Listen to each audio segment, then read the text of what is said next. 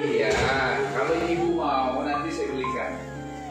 Saya belikan. Cuma saya butuh gagaknya ibu ya sebagai saya bantu. Saya janji saya bantu ibu, cuma nanti.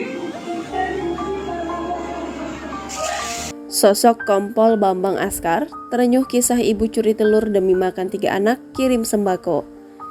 Inilah sosok Kompol Bambang Askar Sodik yang menjabat Kapolsek Pondok Aren terenyuh dengan kisah ibu curi telur demi 3 anak kelaparan.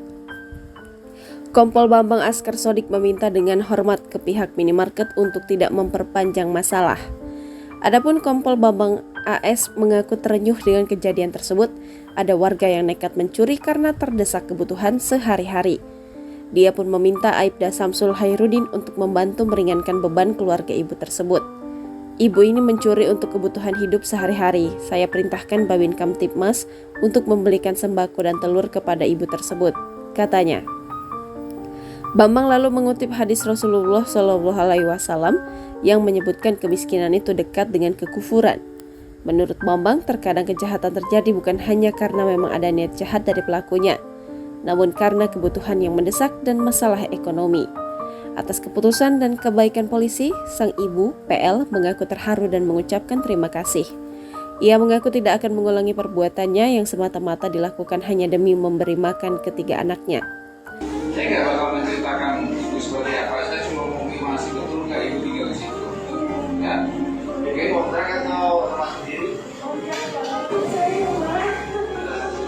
Lantas siapa sosok Kompol Bambang?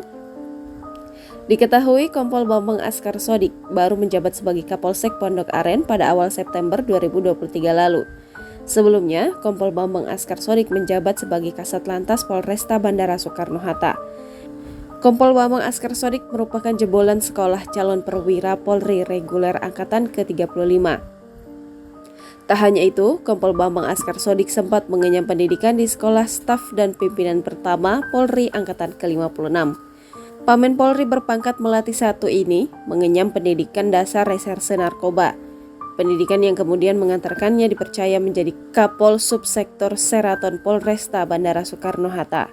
Selain itu, Kompol Bambang Askar Sodik juga pernah menjabat sebagai Koordinator Sekretaris Pribadi Kepala Badan Pemelihara Keamanan Polri. Adapun dalam tugasnya, Kompol Bambang Askar Sodik dikenal selalu mengedepankan sisi humanis dalam segala tindakannya.